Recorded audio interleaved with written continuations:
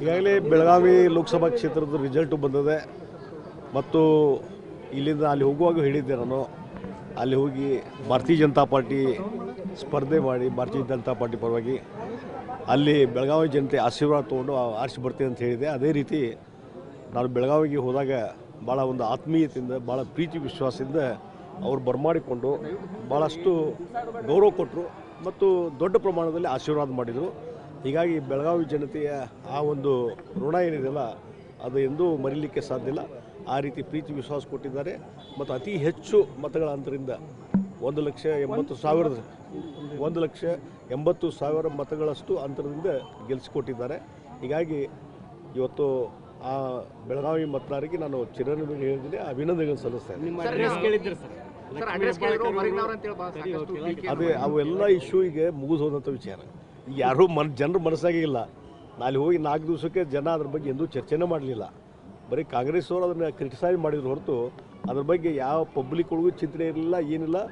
ನಮ್ಮ ಒಪ್ಕೊಂಡು ಇವತ್ತು ಜಗದೀಶ್ ಶೆಟ್ಟರು ಮಾಜಿ ಮುಖ್ಯಮಂತ್ರಿ ಇಲ್ಲಿ ಬಂದಿದ್ದಾರೆ ಅಂತಂದರೆ ಖುಷಿ ತರುವಂಥ ಸಂಗತಿ ಅಂತೇಳಿ ಭಾಳ ಒಮ್ಮತದಿಂದ ಭಾಳ ಒಗ್ಗೂಟಲಿಂದ ಎಲ್ಲ ಕ್ಷೇತ್ರಗಳಲ್ಲಿ ಸರ್, ಅದರಲ್ಲಿ ಬೆಳಗಾವಿ ರೂರಲ್ ಏರಿಯಾದಲ್ಲಿ 51,000 ಲೀಡ್ ಕೊಟ್ಟರು ಮತ್ತು ನಮ್ಮ ದಕ್ಷಿಣ ಕ್ಷೇತ್ರದಲ್ಲಿ 71,000 ಲೀಡು, ಅರಬಾವಿ ಮತ್ತು ಗೋಕಾಕದಲ್ಲಿ ಸುಮಾರು 2 ಕೂಡಿ 40-50,000 ಲೀಡು. ಈ ರೀತಿ ಎಲ್ಲ ಕಡೆ ಇವತ್ತು ಅತಿ ಹೆಚ್ಚಿನ ರಾಮದುರ್ಗ ಇರ್ಬೋದು, ಸೌದತ್ತಿ, ಬೈಲಹೊಂಗಲ ಎಲ್ಲ ಕಡೆಯೂ ಅತಿ ಹೆಚ್ಚಿನ ಮತಗಳು ನಮಗೆ ಬಿದ್ದಿದ್ದರಿಂದ ಇವತ್ತು 1,80,000 ಮತಗಳಂತ ಗೆದ್ದಿದೆ.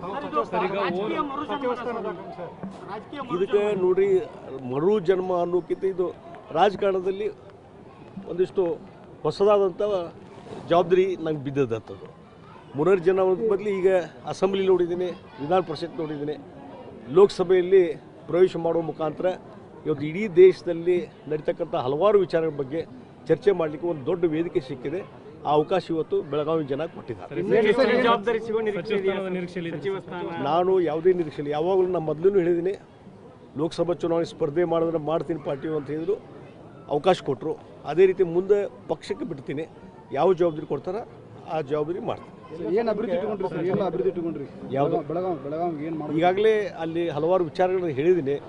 ಆ ಒಂದು ಬೆಳಗಾವಿ ಲೋಕಸಭಾ ಕ್ಷೇತ್ರ ಮಾದರಿ ಲೋಕಸಭಾ ಕ್ಷೇತ್ರ ಮಾಡಬೇಕು, ಅತಿ ಹೆಚ್ಚು ಉದ್ಯಮಗಳನ್ನು ಸ್ಥಾಪನೆ ಮಾಡಿ ಅಲ್ಲಿ ಜನರಿಗೆ, ಅಲ್ಲಿ ಯುವಕರಿಗೆ ಉದ್ಯೋಗ ಅವಕಾಶ ಕೊಡಬೇಕು ಅನ್ನುವಂಥದ್ದು ಹಲವಾರು ವಿಚಾರ ಹೇಳಿದ್ದೇನೆ. ಮತ್ತು ಇದು ದಿಲ್ಲಿಗೆ ಹೋಗಿ ಬಂದ ಮೇಲೆ, ನಾನು ನಾಳೆ ದಿಲ್ಲಿಗೆ ಹೋಗ್ತಾ ಇದ್ದೇನೆ. ದಿಲ್ಲಿಗೆ ಹೋಗಿ ಬಂದ ಮೇಲೆ ಅಲ್ಲಿಯ ಇಂಟಲೆಕ್ಚುಯಲ್ಸು ಮತ್ತು ಅಲ್ಲಿ ಪ್ರಮುಖರ ಮತ್ತು ಚೇಂಬರ್ ಆಫ್ ಕಾಮರ್ಸು, ಇಂಡಸ್ಟ್ರಿಸ್ಟು, ಅಲ್ಲಿ ಬೆಳಗಾವಿ ಪ್ರಮುಖರು ಎಲ್ಲರದ್ದು ಸಭೆ ಸೇರಿಸ್ತೇನೆ ಮತ್ತು ಗ್ರಾಮೀಣ ಭಾಗದ ಹಿರಿಯರನ್ನು ಸಭೆ ಸೇರಿಸಿ ಅವ್ರ ಜೊತೆ ಸಮಾಲೋಚನೆ ಮಾಡಿಕೊಂಡು ಬೆಳಗಾವಿಗೆ ಏನೇನು ಆಗಬೇಕು, ಯಾವ ಯೋಜನೆ ಅಪೂರ್ಣವಾಗಿದ್ದಾವೆ ಅದೆಲ್ಲವನ್ನೂ ಚಿಂತನೆ ಮಾಡುವಂಥ ಕೆಲಸ ತೀವ್ರಗತಿಯಿಂದ ಮಾಡ್ತಾರೆ.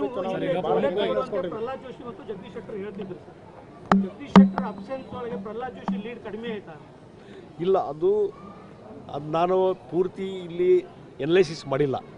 ಎಲ್ಲೆಲ್ಲಿ ಕಡಿಮೆ ಆಯಿತು, ಮತ್ತೊಂದು ಏನಾಯಿತು, ನಾನು ಎನಲೈಸಿಸ್ ಮಾಡೋಕ್ಕೆ ಹೋಗಿಲ್ಲ. ಹೀಗಾಗಿ ಈ ಒಂದು ರಿಸಲ್ಟ್ ಬಂದದ್ದು ರಿಸಲ್ಟ್ ಅಷ್ಟೇ. ಅಲ್ಲ ಸರ್, ಈಗ ಜೋಡೇತಗಳಿಬ್ಬರು ಕೂಡ ಸಂಸತ್ ಇದು ಕೊಟ್ಟರು, ಎಲ್ಲ ಅವಕಾಶ. ಈಗ ಇವ್ರು ನಮ್ಮ ವಿಶ್ವೇಶ್ವರ ಹೆಗಡೆ ಕಾಗೇರಿ ಅವರು, PC ಮೋಹನು 94ದಾಗ 3 ಜನ MLA ಆಗಿ ಎಂಟ್ರಿ ಆಗಿದ್ವಿ.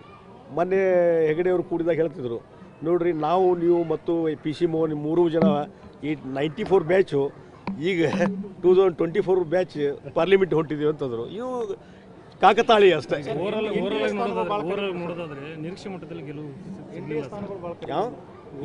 ಇದು ನೋಡ್ರಿ, ಹಿಂದೆ UPA ಸರ್ಕಾರ UPA 1 UPA 2 ಇತ್ತು. ಆ ಸಂದರ್ಭದಲ್ಲಿ ಅವ್ರಿಗೆ ಎಂದೂ ಕ್ಲಿಯರ್ ಮೆಜಾರಿಟಿ ಬಂದೇ ಇರಲಿಲ್ಲ. ಈ ನರೇಂದ್ರ ಮೋದಿಯವರು 10 ವರ್ಷದ ಅವಧಿಯಲ್ಲಿ 2 ಬಾರಿ ಅವಧಿ ಬಂದಾಗೂ ಕ್ಲಿಯರ್ ಮೆಜಾರಿಟಿ ಕೆಲಸ ಮಾಡಿದ್ದಾರೆ, ಸ್ಟೇಬಲ್ ಗೌರ್ಮೆಂಟ್ ಕೊಟ್ಟಿದ್ದಾರೆ. ಈಗ 3ನೇ ಬಾರಿನೂ ಸಹಿತ NDAಗೆ ಕ್ಲಿಯರ್ ಮೆಜಾರಿಟಿ ಇದೆ. ಆ ಹಿನ್ನೆಲೆಯಲ್ಲಿ ಹಿಂದೆ UPA ಯಾವುದೇ ಮೆಜಾರಿಟಿ ಇಲ್ಲದೆ, ಕಾಂಗ್ರೆಸ್ ಪಾರ್ಟಿ ಯಾವುದೇ ಮೆಜಾರಿಟಿ ಇಲ್ಲದೆ ಸರ್ಕಾರ ನಡೆಸಿದಂಥವ್ರು ಇವತ್ತು ಕ್ಲಿಯರ್ ಮೆಜಾರಿಟಿ ಇದ್ದಂಥ BJP ಮತ್ತು 3ನೇ ಬಾರಿಗೂ ಮ್ಯಾಂಡೇಟ್ ಇದೆ. ನಾವೇನು ನಿರೀಕ್ಷೆ ಮಾಡಿದ್ವಿ ಆ ಸೀಟ್ ಬಂದಿಲ್ಲ ಅಷ್ಟೇ. ಆದರೆ ಇವತ್ತು ಜನರ ಮ್ಯಾಂಡೇಟು BJP ಪರವಾಗಿ NDA ಪರವಾಗಿ ಇದೆ. ಇಷ್ಟು ನಿರೀಕ್ಷೆ ಕಡಿಮೆ ಆಗಲಿಕ್ಕೆ ಕಾರಣ ಏನು? ನಿಮಗೆ ವೆಲ್ಕಮ್ ಮಾಡೋದು ಕೂಡ ಯಾರು ಬಂದಿರಲಿಲ್ಲ. ಇವತ್ತು ನಿಮ್ಮ ವಿಜಯೋತ್ಸವದಲ್ಲಿ ಪಾಲ್ಗೊಳ್ತಾ ಇದ್ದಾರೆ, ಅನಿಸ್ತಾ ಇದೆ ನೋಡಿ. ನಾ ಏನು ಯಾರ ಬಗ್ಗೆ ಏನು ಕಮಿಟ್ ಮಾಡ್ಲಿಕ್ಕೆ ಹೋಗೋದಿಲ್ಲ. ಇವತ್ತು ಎಲ್ಲರೂ ಬಂದವರು ನಮ್ಮವರು ಅಂತ ಅಪ್ಕೊಂಡು ಪ್ರೀತಿ ವಿಶ್ವಾಸದಿಂದ ಹೋಗೋದಷ್ಟೇ ನನ್ನ ಧರ್ಮ. Okay, thank you sir.